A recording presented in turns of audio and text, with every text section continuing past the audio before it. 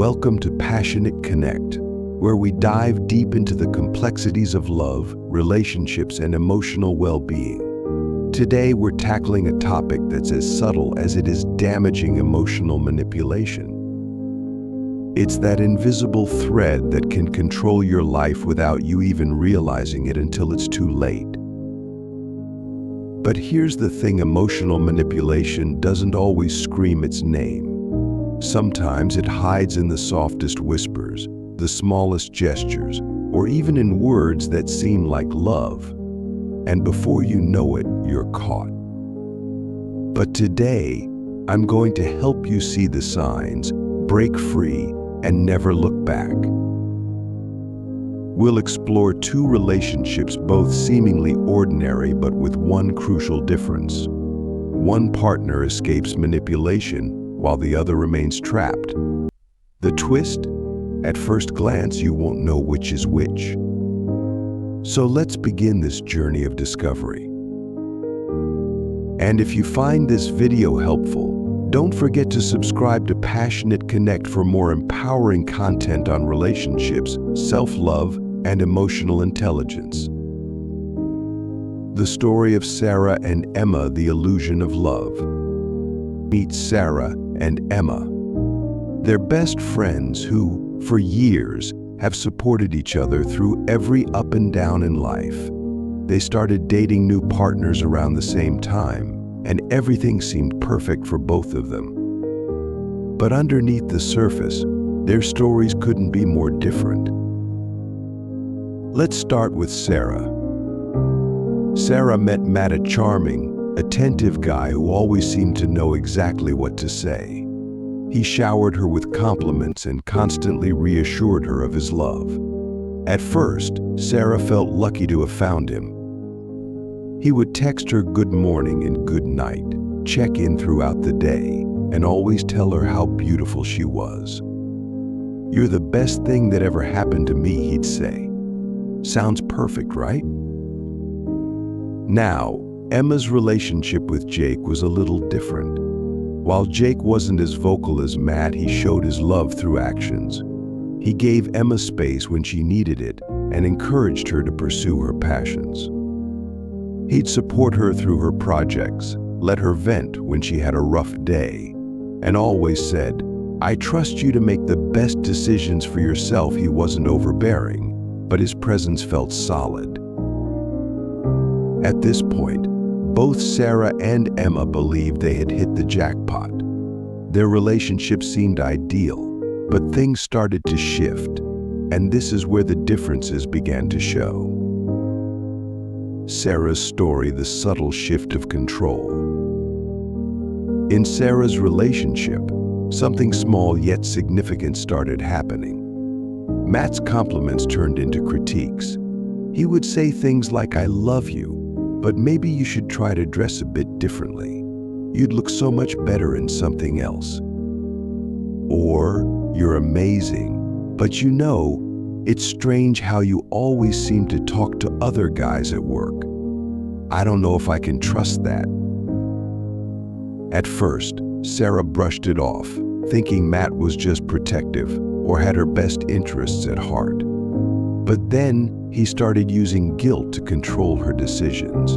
If she wanted to go out with friends, he'd say, "Why would you want to go out when we could spend time together? Don't you love me?" If she didn't text him back immediately, he'd send messages like, "Are you ignoring me? Do I not matter to you anymore?" Slowly, Sarah found herself making decisions based on how Matt would react. She stopped going out as much, didn't wear certain clothes, and even started cutting off some friends, all to avoid conflict. Her world became smaller and smaller until it was just Matt. Emma's story: freedom and trust.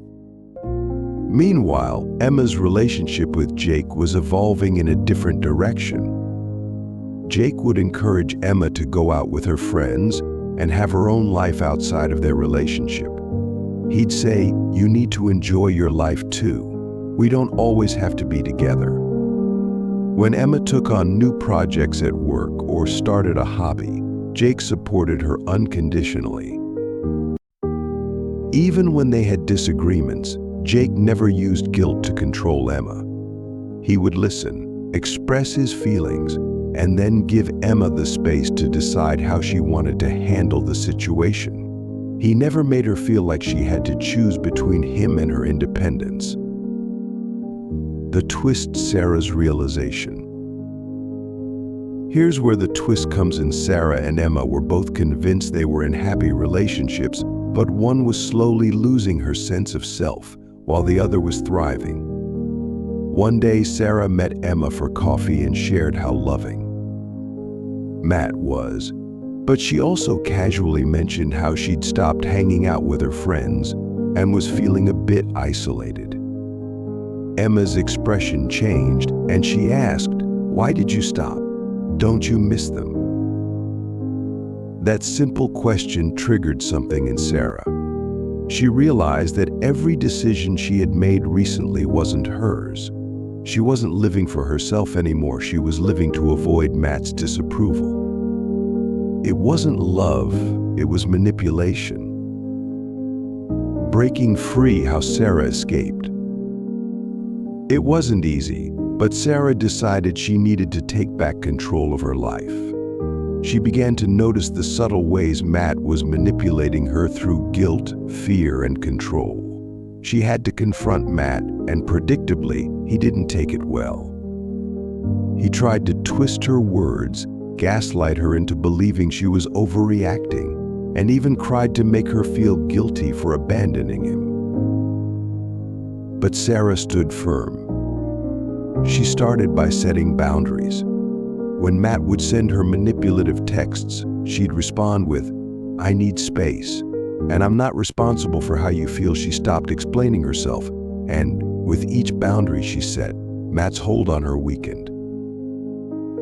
Eventually, Sarah made the hardest but most important decision of her life. She left. It wasn't instant freedom. Emotional manipulation leaves scars, but with time, Sarah reclaimed her independence. She started reconnecting with her friends, pursuing her passions, and most importantly, learning to love herself again. Emma's journey: a relationship built on trust.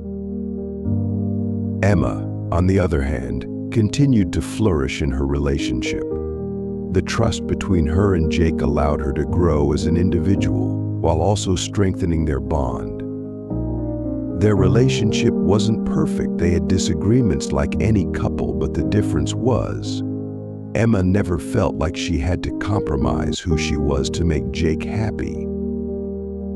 She had the freedom to be herself, and that's what true love looks like. The red flags of emotional manipulation.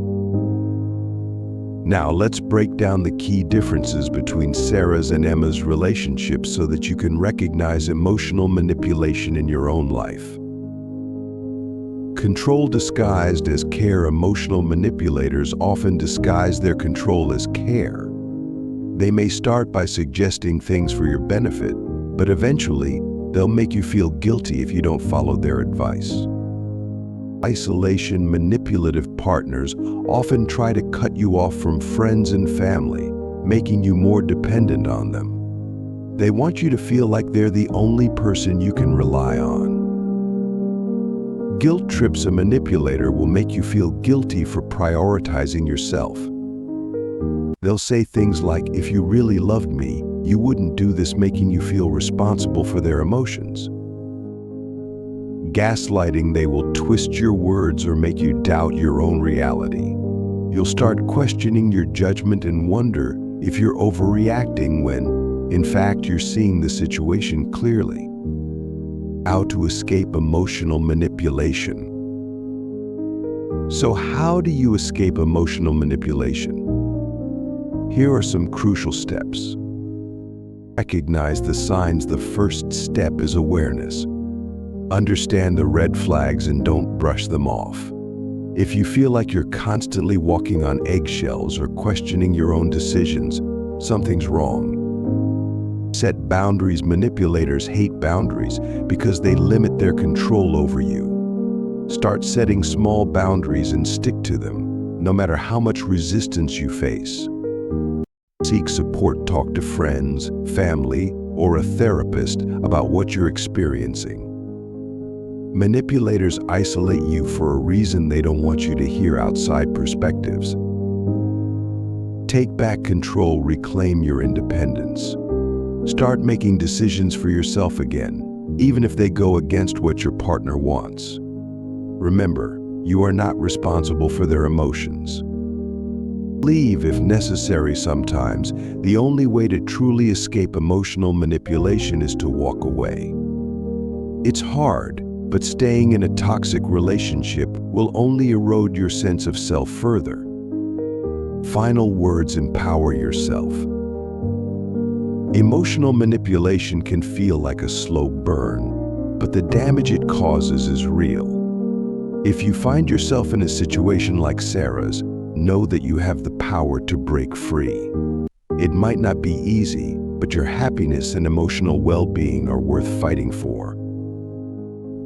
If you found this video helpful, don't forget to like, subscribe, and share with someone who needs to hear this. We're building a community of empowerment here at Passionate Connect, and we'd love for you to be a part of it.